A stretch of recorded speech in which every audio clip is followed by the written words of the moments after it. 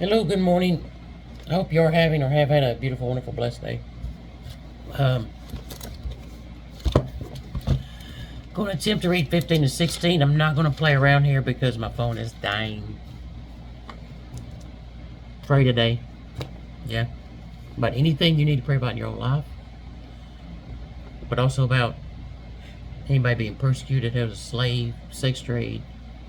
Right? Pray for all those things. Pray for leadership in the secular world and the religious world, always, every day. Pray for forgiveness of your sins. Name them out loud to God. He already knows them. You're not hiding. Name them out loud. Say them. Then ask for forgiveness. And when you get done praying about all the things you need, want, and love, shut up and listen for a little while and let God talk to you back. Allow Him to respond. Yeah, real quick, because I can't get in this right now, but I will maybe tomorrow with better folks. Just had a conversation, and it was about apologizing in general.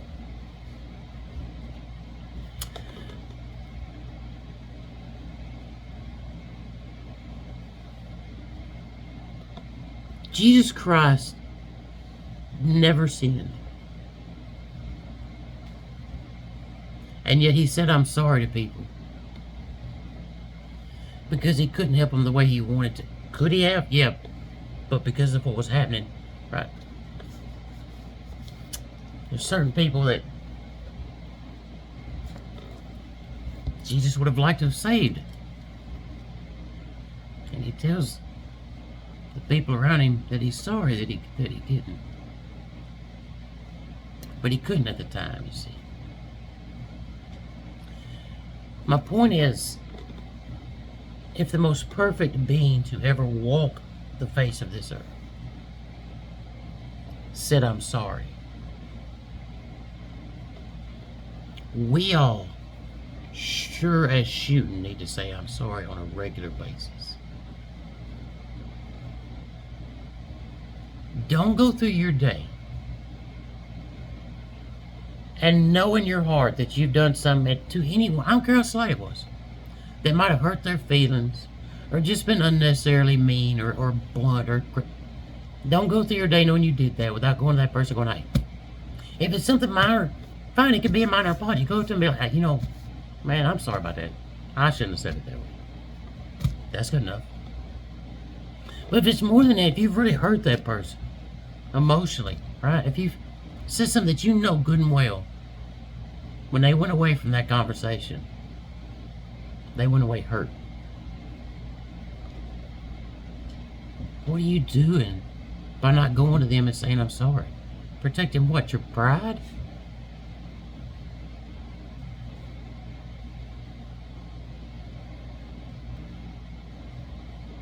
If your pride's worth more than an I'm sorry, let me assure you that your pride will also be the thing that keeps you from going to the place where you want to go someday.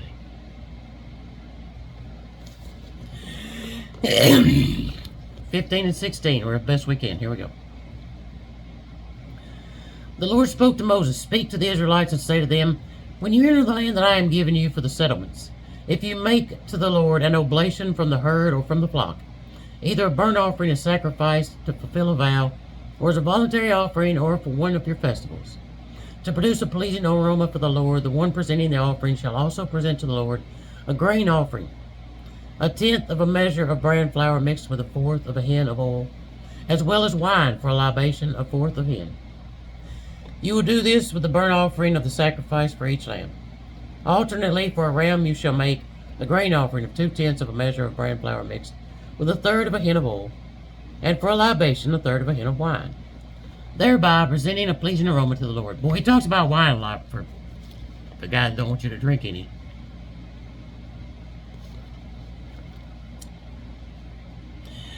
If you make an offering from the herd, either a burnt offering or a sacrifice to fill a vow or as a communion offering, with it a grain offering of 3/10 of a measure of bran flour mixed with a half a tin of oil will be presented. And you will present for a libation half a hin of wine, a sweet smelling oblation to the Lord. The same is to be done for each ox, ram, lamb, or goat. Whatever the number you offer, do the same for each of them. All the native born shall make these offerings in this way, whenever they present a sweet smelling oblation to the Lord.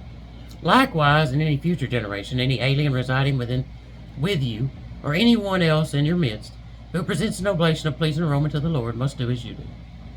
There is but one statute for you and for the resident alien, a perpetual statute throughout your generations. You and the resident alien will be alike before the Lord. You and the alien residing with you will have the same rule and the same application of it. The Lord spoke to Moses. The reason for that is the same thing with having a national language, right? If you go to France, is there any question about what the national language is? No, it's France. It's French. You can speak English there, but you will get dirty looks. When you go to Japan, the national language is Japanese. Can you speak English there? Yes. Does a ton of them speak some English? Yes. Are they going to talk about you a lot in Japanese? Yes. Because that's their national language and you went there, but you don't speak it. Now, if you're a tourist coming and going, does that matter much? No. But if you're moving there, if you're going to live there, if that's your future home, it matters. And it matters a lot. Because a national language gives a national identity. Right? I can travel all over the United States and everybody speaks my language. Until you start letting another language take over, which makes it very complicated. Because now there's not a national language. We don't all speak the same language. You got this area that speaks that language, this area that speaks that language. Now it's harder to travel. It makes a nation fall apart. It's a little thing, but it's a slippery slope that makes a nation fall apart. Napoleon realized this. If you want to go look up what the French language was before that, go ahead. There wasn't one. He said, we have to have a language so we can be one people. And he was right.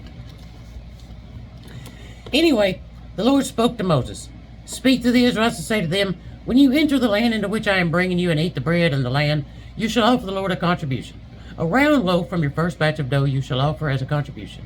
Just like the contribution from the threshing floor, you shall offer it. Throughout your generations, you shall give a contribution to the Lord from your first batch of dough. If through inadvertence...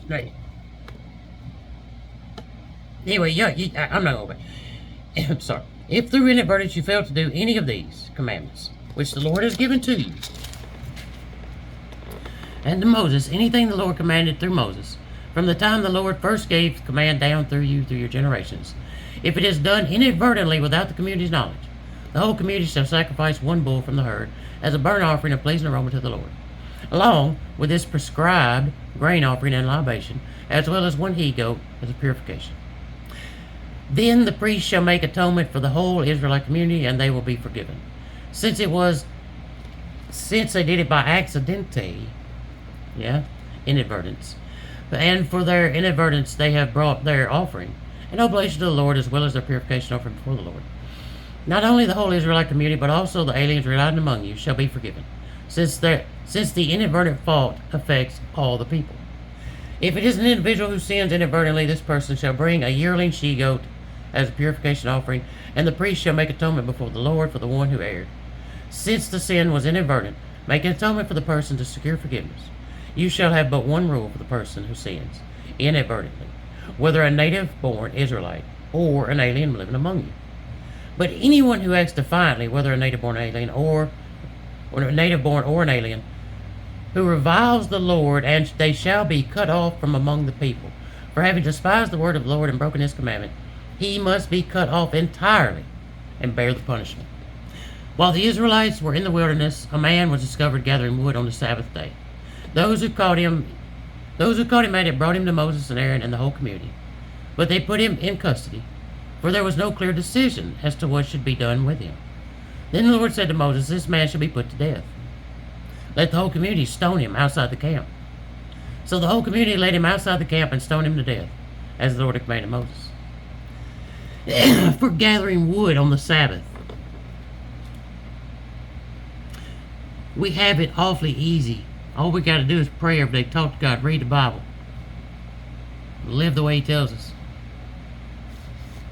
They gathered some wood on the Sabbath, got stoned to death. The Lord said to Moses, speak to the Israelites and tell them that throughout their generations they are to make tassels for the corners of their garments, fastening a violet cord to each corner. When you use these tassels, The sight of the court will remind you of all the commandments of the Lord, and you will do them without prostituting yourself, going after the desires of your hearts and your eyes. Thus you will remember to do all my commandments, and you shall be holy to your God. I, the Lord, am your God, who brought you out of the land of Egypt to be your God. I, the Lord, your God. All right, on chapter 16, but the phone is dying fast, y'all. I don't know if I can read this. And I know y'all know I hate blowing through it like I am. We're going to read a little bit of chapter 16 and get where we get.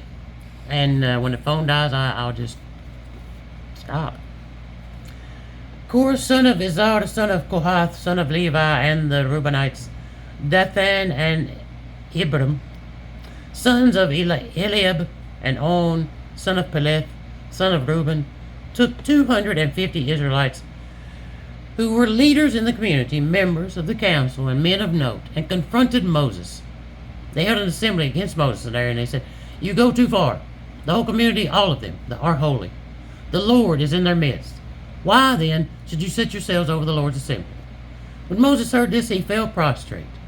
Then he said to Korah and to all the faction, "May the Lord make known tomorrow morning who belongs to him and who is the Holy One, and whom he will have draw near to him. The one whom he chooses he will have draw near to him.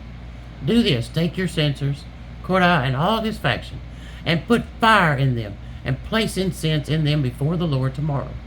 He whom the Lord then chooses is the Holy One. You Levites go too far."